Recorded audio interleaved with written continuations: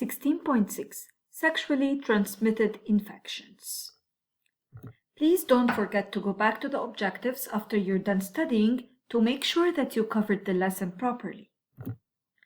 So, STI or sexually transmitted infections. What are they?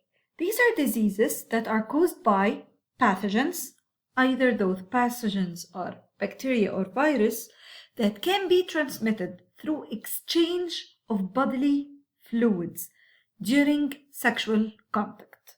So during sexual contact, there is an exchange in the bodily fluids between the two partners. So if one of the partners is infected, this can cause the transmission of bacteria or virus that are specifically transmitted this way.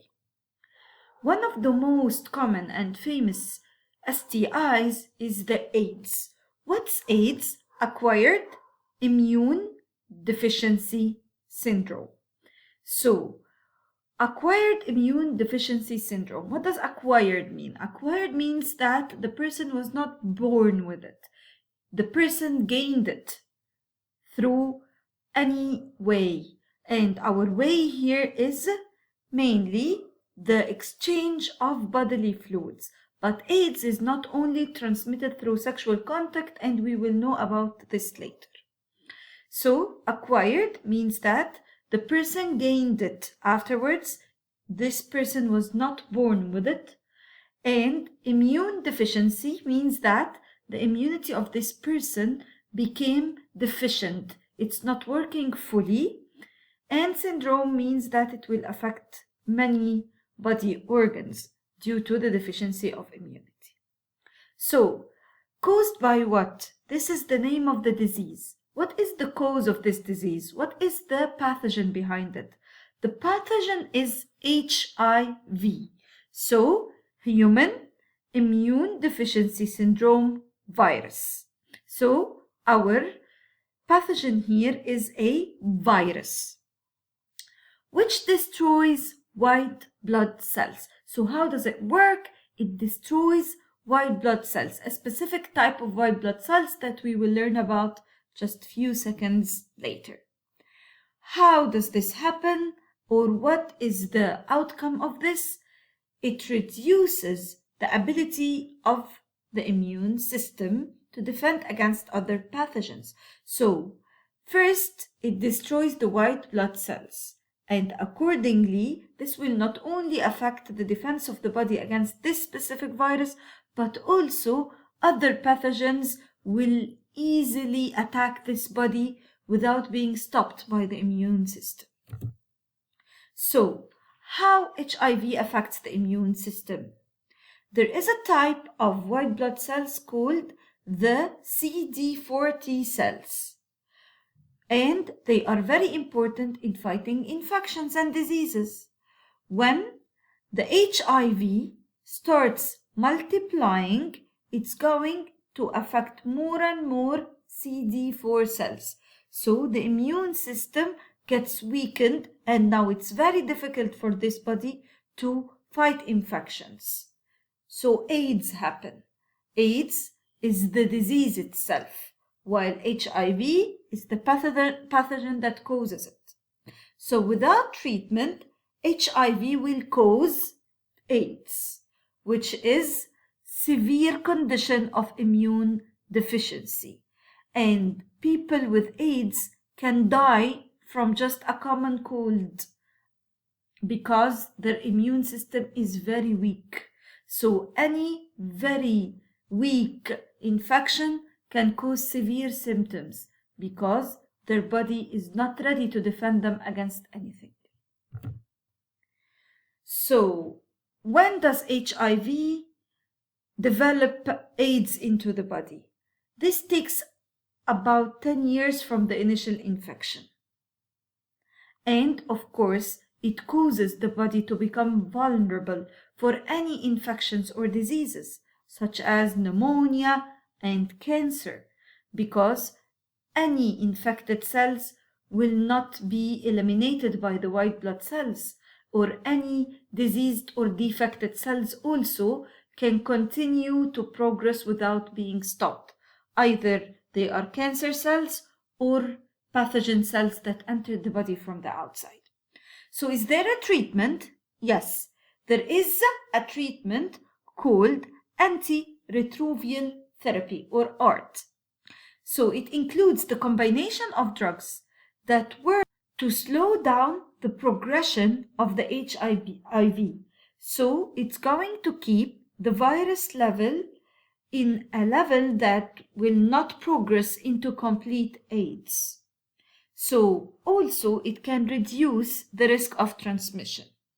But there is nothing that can eliminate HIV totally from the body of an infected person, unfortunately.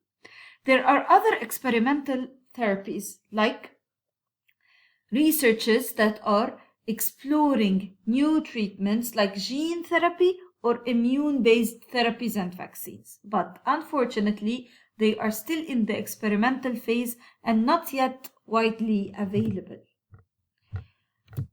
So how does HIV transmit? It can transmit through sexual contact, which is an exchange of bodily fluids, just like semen and vaginal fluids.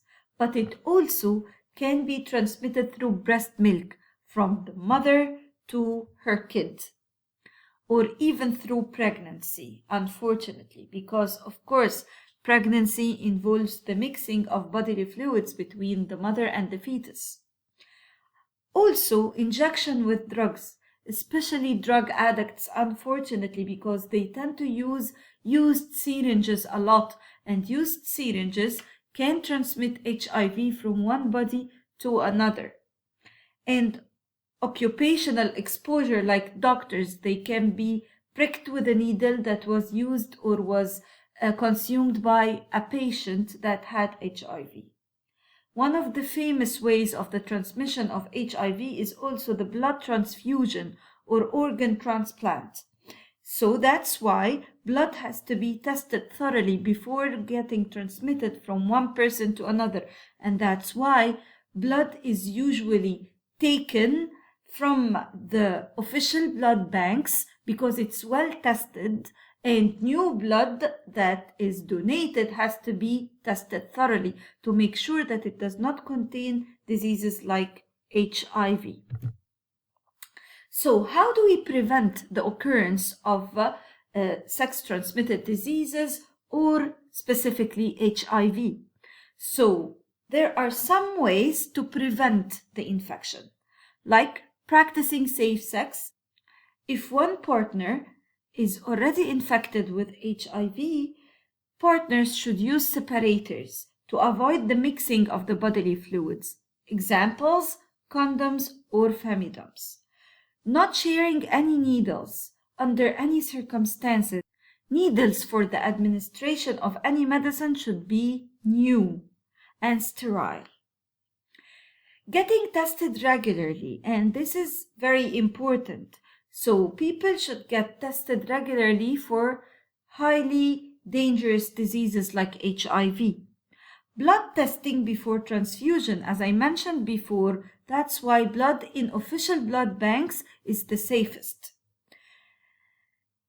Infected women should not get pregnant, unfortunately, to save their kids from getting the disease. So let's answer some questions.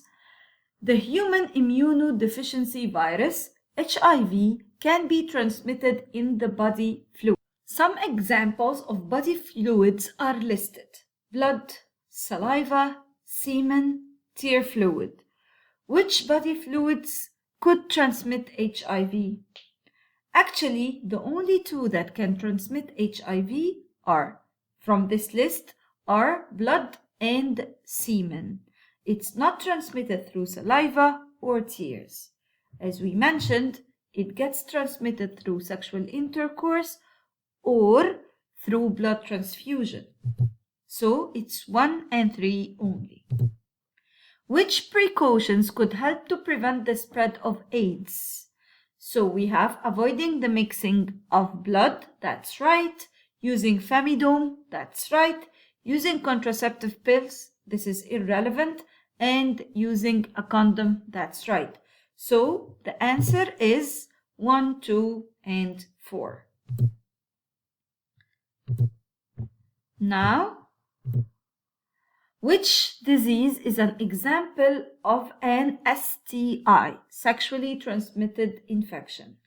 Cholera, COPD, HIV, or lung cancer? Of course, it is HIV. The development of a new human life involves different stages. These stages are labeled by the letters A to G. The stages are not in the correct order. So here you have the list of stages. Put the 7 stages in the correct order. Write the letters in the spaces in the flow chart to correctly show the order. 2 of the stages have been done for you. So C is fertilization. What happens before fertilization from the list?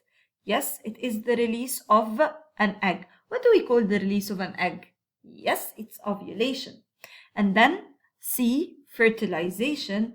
After fertilization, we have the formation of a zygote, of course. And then after the zygote multiplies by mitosis, it becomes an embryo. And after the embryo is formed, implantation happens, and then the development of a fetus, and finally birth of the baby. HIV is an example of a sexually transmitted infection. Define the term sexually transmitted infection. So, sexually transmitted infections are diseases that are caused by pathogens, virus or bacteria, that are transmitted through the exchange of bodily fluids during sexual contact. State the name of the disease that HIV can lead to, which is AIDS, of course, acquired immunodeficiency syndrome. Describe one other way that HIV can be transmitted. So you will mention all the other ways, but you will exclude the sexual contact because it's already mentioned in the question. Thank you, and I hope this video helps you study.